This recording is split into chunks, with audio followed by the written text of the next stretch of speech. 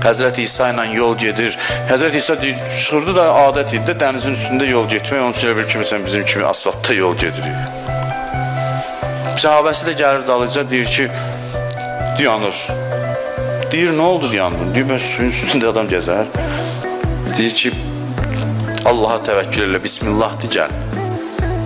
Həzrət İsa'nın sözü ona təsir edir, Allaha sığınır, deyir, o gedir suyun üzərində, bu da gedir. Gedə, bu mən var axı, bu lənətə gəlmiş mən. Rahat buraxmır adamı.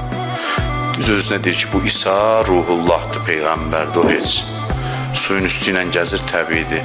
Gör mən kiməm, Gör mən kiməm, mən kiməm deyən kimi düşür suya.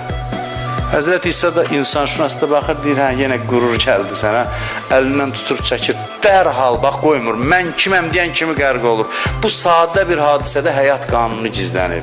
Haçan ürəyəcəm, mən gəldi dinən, stop.